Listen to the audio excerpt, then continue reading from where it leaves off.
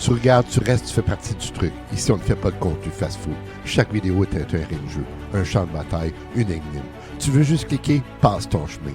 Tu veux comprendre, rire, cogner, réfléchir, alors reste jusqu'au bout. Et si t'es encore là à la fin, t'es pas juste un abonné, t'es un complice. Bonjour, bienvenue à Gilles de Presse. Aujourd'hui, rembourser le privé avec la RAMQ. Pourquoi c'est une fausse bonne idée? J'aimerais vous en parler aujourd'hui. Pourquoi? Parce que, bon, je viens d'un congé on s'en va dans les parties de famille, dans le temps des fêtes, et on discute avec la famille, le beau-frère.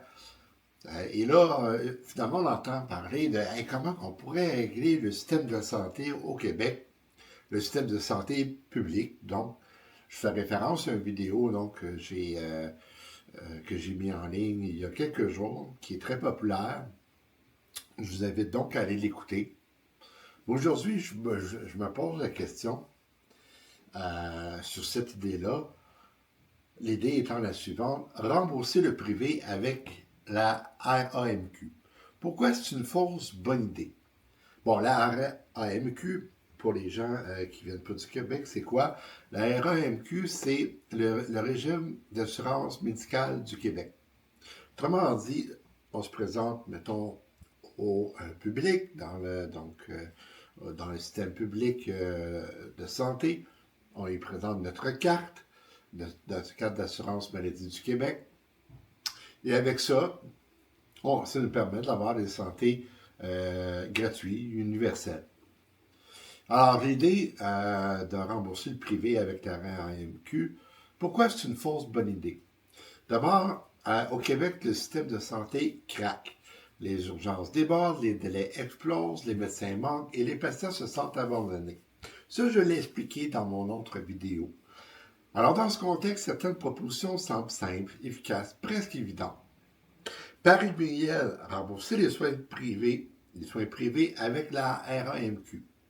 Une idée qui est défendue par Éric Duhem, du Parti conservateur du Québec et d'autres acteurs politiques. Sur papier, ça paraît logique, ça peut même sembler une bonne idée. Alors, si le public n'arrive plus à suivre, pourquoi ne pas utiliser le privé pour désengorger le système? C'est ça l'idée derrière cette idée, donc de dire, on pourrait utiliser la RAMQ pour rembourser le privé lorsqu'on décide de dire, le public ne fournit pas, je vais aller au privé et je vais me faire rembourser par la carte d'assurance maladie du Québec. Or, quand on creuse, on découvre que cette solution séduisante en apparence pourrait créer plus de problèmes qu'elle n'en règle. Alors, voici pourquoi rembourser le privé via la RAMQ est considéré par plusieurs experts comme une fausse bonne idée. C'était Gilles de Presse, continuez jusqu'à la fin. Alors, quel est le contexte? Vous le connaissez? Le contexte, c'est un système public à bout de souffle. Alors, avant de comprendre pourquoi la proposition pose problème, il faut comprendre l'état du système, donc de notre régime public. Le Québec manque de tout. Il manque de médecins, il manque d'infirmières, de préposés, il manque de lits, de ressources et de temps. Le problème n'est pas seulement financier, il est structurel. Centralisation excessive, lourdeur administrative, gestion verticale, manque de prévention, absence de médecine de famille pour au moins 2 millions de Québécois. Dans un système déjà fragile, chaque décision qui modifie l'équilibre entre public et privé a un impact majeur. Alors l'idée, c'est de rembourser l'idée d'Éric Duhem, du Parti conservateur du Québec, qui est le suivant. L'idée, c'est de rembourser le privé avec le RAMQ, donc la fameuse carte qu'on utilise normalement au public. Alors, la proposition est simple. Si un patient va dans une clinique privée pour un service couvert par la RAMQ, l'État rembourse. L'objectif, réduire les délais, désengorger le public, offrir plus de choix aux patients. Alors, sur papier, ça a l'air très intéressant, ça a l'air séduisant. Dans la réalité, c'est beaucoup plus complexe. Problème numéro 1, le privé qui siphonne le personnel du public.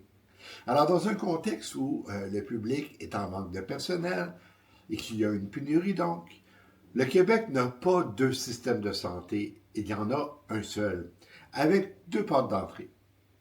Et les professionnels sont les mêmes, que ce soit public ou privé. Alors, si on rembourse massivement le privé, qu'est-ce qui va arriver? Les médecins vont quitter le public, les infirmières vont quitter le public, et les spécialistes quittent le public aussi. Pourquoi? Parce que le privé offre des horaires plus flexibles, moins de pression, moins de bureaucratie et plus de revenus. Résultat, le public, déjà en pénurie, se vide encore plus vite. C'est comme essayer d'éteindre un feu en retirant les pompiers de la caserne. Problème numéro 2. Le privé coûte plus cher que le public. Donc, les soins de santé au privé coûtent plus cher que le public. Le privé n'est pas plus efficace, il est plus cher.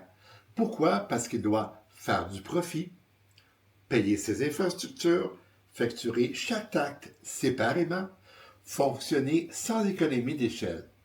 Si la RAMQ rembourse le privé, les coûts explosent. On paye plus pour moins de services et l'État perd le contrôle des dépenses. Problème numéro 3, ça devient finalement un système à 2 vitesses qui est financé par l'État. Alors aujourd'hui, le privé existe déjà, mais il est payé par ceux qui peuvent se le permettre. Si la RAMQ rembourse, tout le monde se tourne vers le privé. Le public devient le système qui ralentit et qui est lent, et le privé devient le système rapide. Mais les deux sont financés par les mêmes fonds publics. On crée alors un système à 2 vitesses avec une seule source de financement. C'est comme financer 2 autoroutes avec le budget d'un seul. 4e problème, inflation des prix et perte de contrôle. Quand un secteur privé sait que l'État rembourse, les prix montent. C'est la question de l'offre et de la demande. C'est ce qui s'est produit dans plusieurs pays. Les cliniques facturent plus, les coûts deviennent imprévisibles, l'État perd sa capacité de négociation.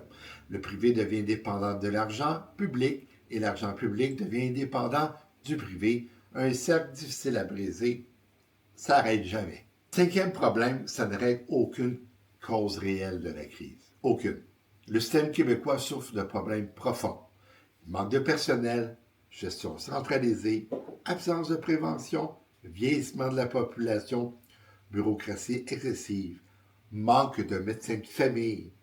Rembourser le privé ne touche aucune de ces causes. C'est un contournement, on déplace le problème. C'est pas une solution, c'est un pansement sur une fracture profonde. En conclusion, c'est une solution simple à un problème complexe. Rembourser le privé avec la RAMQ semble simple, mais les systèmes de santé ne sont jamais simples. Cette idée crée plus de coûts, plus d'inégalités, plus de pression sur le public, plus de dépendance au privé, plus de risques pour l'université des soins. C'est une solution séduisante, mais qui ignore la mécanique réelle du système. C'est exactement ce qui fait dire à plusieurs experts que c'est une fausse bonne idée. Donc, M. Duhem, on oublie ça. C'était Gilles Depresse, merci.